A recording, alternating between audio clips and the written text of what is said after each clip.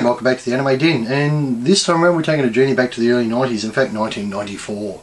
I've been cleaning my office up and a heap of stuff's falling down, hit me on the head, and when you go through and you check this stuff out, you start reminiscing and thinking, wow, I actually remember these.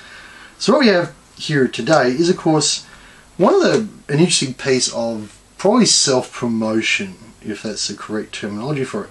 And it's, of course, the world of U.S. Manga Corps. Now, for those who don't know, U.S Manga Corps came out, was a release company in America that released dubbed anime in the early 90s. They actually kicked off about 1991. And they were very prolific. They had a lot of titles behind their name. And that was part of the reason for releasing these, was because obviously they wanted to get people more knowledgeable of what they were releasing. But the cards themselves were a huge letdown. And one of the reasons why they were let down was because they were so bland, they were so boring, they just didn't say a whole lot. And this is what we're talking about. Now, of course, that's Dominion Tank Police.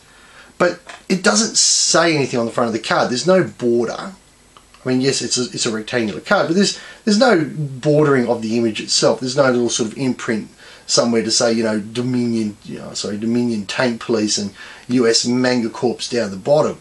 Instead, they leave it for the back.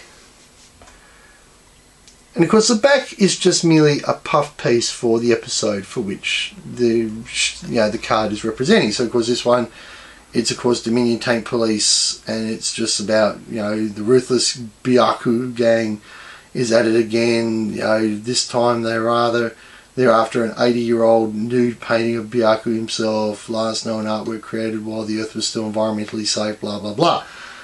And this was the problem, was that the cards on the front were very, very bland and very, very boring. And most of them were just screen caps. They weren't even original artworks. They were just straight screen caps from the shows. Or, in this case, promotional artwork from the original supplier, or original manufacturers. And on the back, every single one has got, of course, just that obligatory video cover. That's what the cover was of the videos back at that time. And of course a quick blurb on it. So these cards, of course, were exactly that. I bought heaps of them. I'm actually only 9 cards short of having a whole collection, which of course leads to the next part.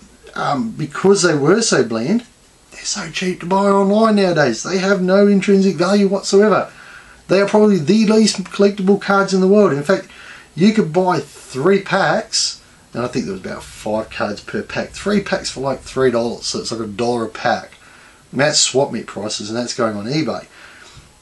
And it was just because they were just such an unappealing card. I mean, if you were to see that, would you know where that's from? Imagine seeing that hanging in a store. Would you even have a clue? Does it tell you anything on the front? Of course not.